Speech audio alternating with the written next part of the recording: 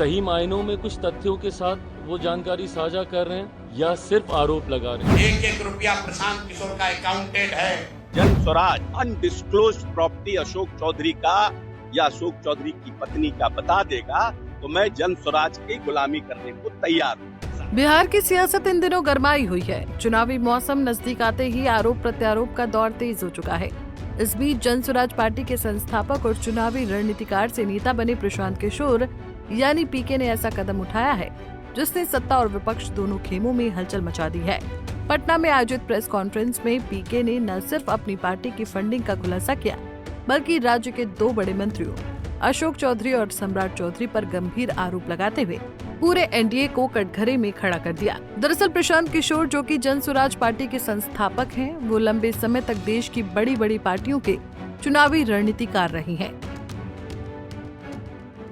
2014 में नरेंद्र मोदी का प्रचार अभियान हो या पश्चिम बंगाल और आंध्र प्रदेश के चुनाव, पीके की रणनीति हमेशा सुर्खियों में रही है। लेकिन बिहार को बदलने के लिए मिशन के साथ उन्होंने जन स्वराज पार्टी की नींव रखी और 2 अक्टूबर 2022 से पदयात्रा शुरू की। वहीं अब 2025 में होने वाले विधानसभा चुनाव में पीके ने साफ किया है कि उनकी पार्टी 243 सीटों पर चुनाव लड़ेगी, जिनमें से 40 सीटों पर महिला उम्मीदवार उतारी जाएंगी। इसी के साथ ही बिहार में एक और जनशक्ति पार्टी का गठन हुआ। हालांकि पार्टी गठन के बाद विपक्षी दल लगातार ये सवाल उठाने लगे कि जन स्वराज पार्टी के पास इतना पैसा कहां से आ रहा है। आखिर चुनावी कैंपेन और पार्टी की गतिविधियों पर करोड़ों खर्च करने का स्रोत क्या है? ऐसे में विपक्ष के इन सवालों के जवाब देने के लिए पटना में प्रशांत किशोर ने एक प्रेस कॉन्फ्रेंस आयोजित की, जिसमें उन्होंने पहली बार साफ साफ बताया कि पिछले 3 सालों में उन्होंने रणनीतिकार के तौर पर 241 करोड़ रुपए कमाए हैं। निजी खर्च करने के बाद उन्होंने 98 करोड़ रुपए अपनी पार्टी जन स्वराज को दान किए। पिछले 3 बरस में मेरे व्यक्तिगत अकाउंट में या मेरे से जुड़े हुए संस्थाओं में 241 करोड़ बिहार के लोग सुन लो कर तुम चोरी करते हो। प्रशांत किशोर ने 241 करोड़ रुपया फीस के तौर पर मैंने पिछले 3 साल में जमा किया है। इस पर 30 करोड़ 95 लाख 68,764 रुपया जीएसटी पे किया गया है। ध्यान रखिए कि जो पैसा हम लोग सलाह देते हैं उस पर जो फीस मिलती है उस पर 18% भारत सरकार को जीएसटी देते हैं। तो 241 करोड़ रुपया हमने फीस के तौर पर लिया 3 बरस में और उस पर 30 करोड़ 95 लाख रुपया हमने जीएसटी भरा। उसके बाद 20 करोड़ रुपया इनकम टैक्स दिया है, 20 करोड़ रुपया टैक्स दिया है इनकम टैक्स, और 98 करोड़ 75 लाख रुपया डोनेट किया है जन स्वराज पार्टी को अपने व्यक्तिगत अकाउंट से। प्रशांत किशोर सिर्फ यही नहीं रुके, उन्होंने फंडिंग का खुलासा करते हुए सत्ता के कई चेहरों पर भी गंभीर आरोप लगाए।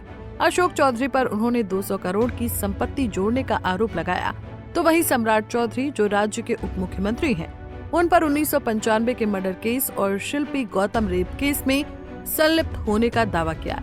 इसके साथ ही प्रशांत किशोर ने तेजस्वी यादव और राजद को भी लपेटे में ले लिया। उन्होंने कहा कि शिल्पी गौतम केस पहले आरजेडी के दौर का मामला है और तब बीजेपी के नेता सुशील मोदी ने भी इसे उठाया था। इस तरह पीके ने सत्ता और विपक्ष दोनों को सवालों के घेरे में खड़ा कर दिया। ऐसे में प्रशांत किशोर के एनडीए नेताओं पर इन आरोपों से एक नई सियासी बहस छिड़ गई है। प्रशांत किशोर के इन आरोपों पर केंद्रीय मंत्री चिराग पासवान ने हमला बोला है। उन्होंने कहा कि प्रशांत किशोर एक के बाद एक कई आरोप लगा रहे हैं, जहां सवाल ये है कि क्या वो तथ्य पेश कर रहे हैं या सिर्फ दावे कर रहे हैं। देखिए, प्रशांत जी एक के बाद एक कई आरोप पे आरोप लगा रहे हैं। ये सही मायनों में कुछ तथ्यों के साथ वो जानकारी साझा कर रहे हैं या सिर्फ आरोप लगा रहे हैं? मैं मानता हूं कि ये तमाम बातें जांच का विषय हैं। ऐसी राजनीति एक बार हम लोगों ने दिल्ली में भी देखी थी, जब दिल्ली में भी एक मुख्यमंत्री बनने से पहले आम आदमी पार्टी के एक नेता आए थे और आरोपों की सूची उन्होंने लगा दी थी, और उसके बाद जब उनके पास वक्त आया कि उस सूची पे वो कुछ कार्रवाई कर सके तो उन्होंने एकदम खामोशी साध ली थी। मुझे नहीं पता किन तथ्यों के साथ प्रशांत जी इन बातों को सामने रख रहे हैं। मैं मानता हूं कि जिन जिन के ऊपर आरोप लगाए गए हैं वो पूरी तरीके से सक्षम हैं अपना पक्ष रखने के लिए। उनमें से कुछ नेता ने बहुत प्रमुखता से मानहानि का दावा भी किया है और भी जो स्पष्टीकरण की ज़रूरत पड़ेगी समय समय पर ये आरोप लगाएंगे, वो जवाब देंगे। दूध का दूध पानी का पानी अपने आप होगा। गौरतलब है कि बिहार की राजनीति जातीय समीकरणों और गठबंधनों पर टिकी रही है, लेकिन प्रशांत किशोर खुद को एक पारदर्शी और साफ छवि वाले विकल्प के रूप में पेश कर रही हैं। ऐसे में उनकी ये रणनीति साफ बताती है कि पीके पारंपरिक राजनीति से हटकर एक नया मॉडल पेश करना चाहते हैं। हालांकि ये सवाल अभी भी बना हुआ है कि क्या जन स्वराज पार्टी चुनावी मैदान में वोटरों का विश्वास जीत पाएगी या ये सिर्फ शोर तक ही सीमित रहेगी।